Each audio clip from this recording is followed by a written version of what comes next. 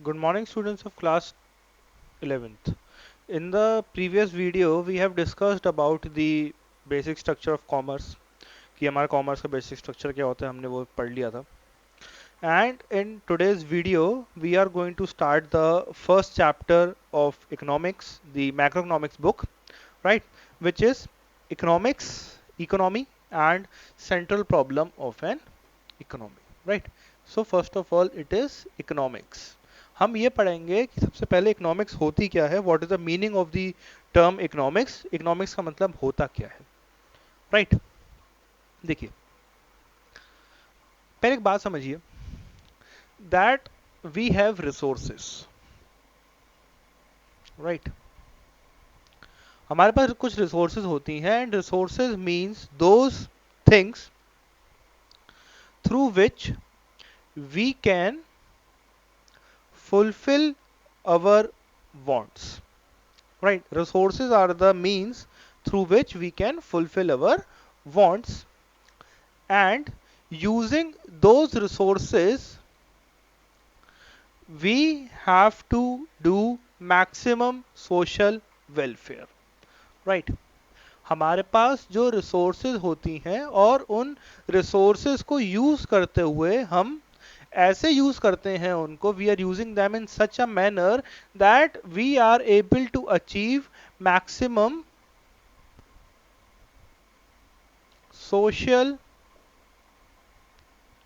welfare, right?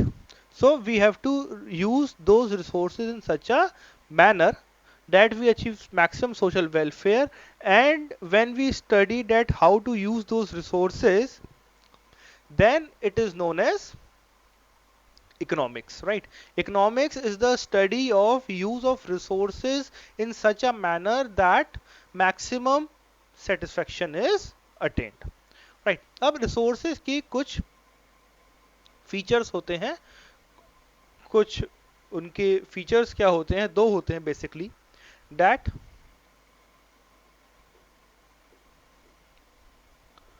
Resources are limited. हमारे पास जो रिसोर्सेज हैं उनका एक नंबर होता है जो लिमिटेड होता है, and they have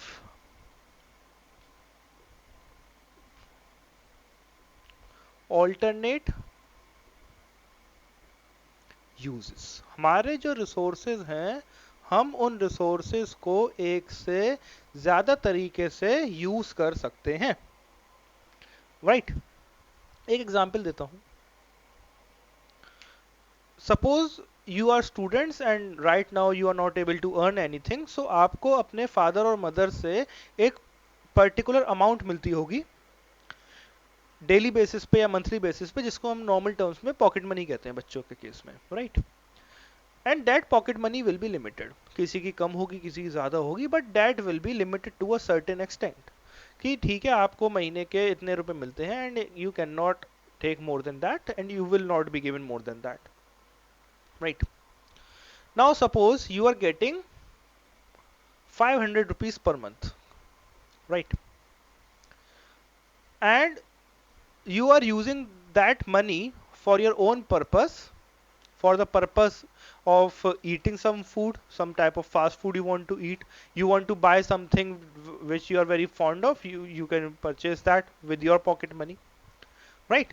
So that is a resource for you, and using that resource you are getting satisfaction.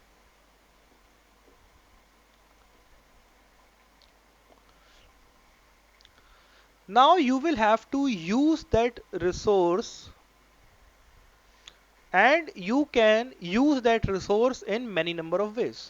आपके 500 रुपए हैं, आप उस 500 रुपए का एक कुछ खा सकते हो. आपका मीन्स बर्थडे था, आपको अपने फ्रेंड्स को पार्टी देनी थी, you could have done that.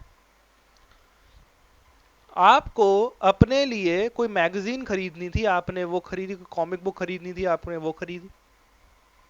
आपको अपने आपके मोबाइल फोन्स के हेडफोन्स खराब हो गए थे, आप वो खरीद सकते हैं. Means these resources have alternate uses. You can use those resources in number of ways, right? And when we have alternate uses from this point, that the resources have alternate uses, a problem arises which is known as the problem of choice, right?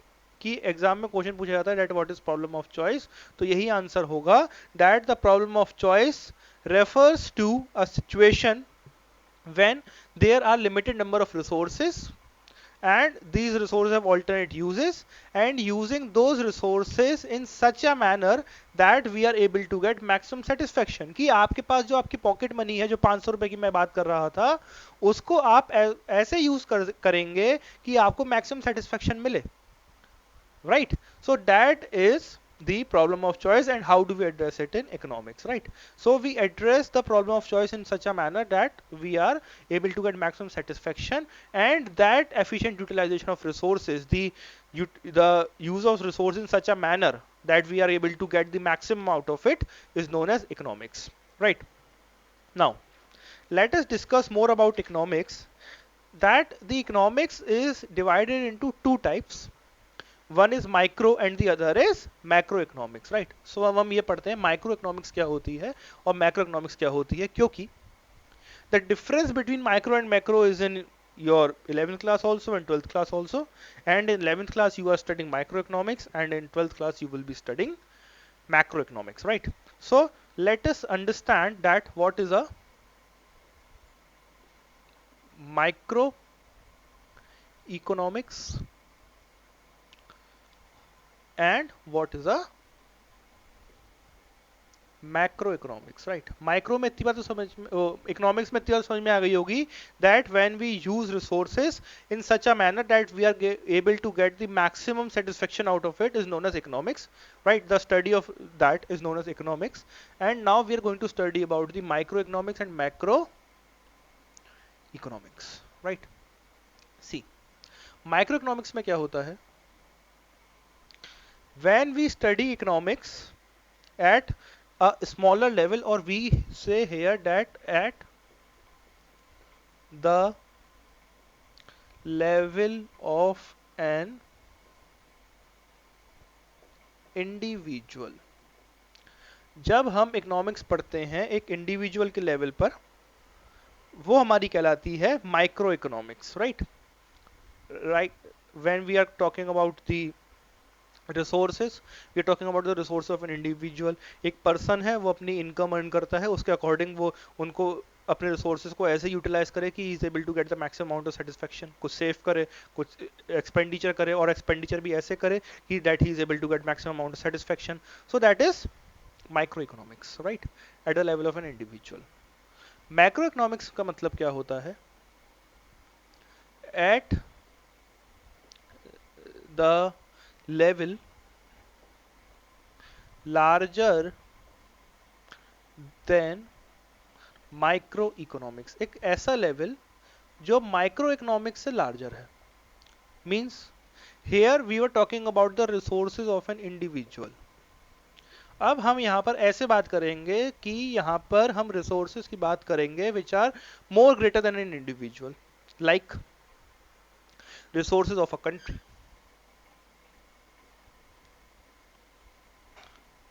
जब हम एक पूरे nation के aspect से देखते हैं कि when we are seeing the resources of a whole country, right, that is macro economics. When we are seeing resources of a state, हमने पूरे पूरे उत्तर प्रदेश की रिसोर्सेज देखी कि उत्तर प्रदेश में जितनी रिसोर्सेज है उन रिसोर्सेज को यूज करके वो मैक्सिमम सोशल वेलफेयर कर सके उससे, right? That is economics. And we are studying at a larger level, तो वो क्या हो जाएगी आपकी macro economics. Okay, so I hope students आपको माइक्रो एंड मैक्रो के बीच में डिफरेंस समझ में आ गया होगा. That micro economics is when we study economics at the level of an individual, and macro economics is when we study the economics at a larger level, और इसके अंदर हम कंट्री और स्टेट के लेवल पर स्टडी करते हैं. इसके अंदर हम स्टडी करते हैं at the level of an individual, right? After that we have examples for micro and macroeconomics.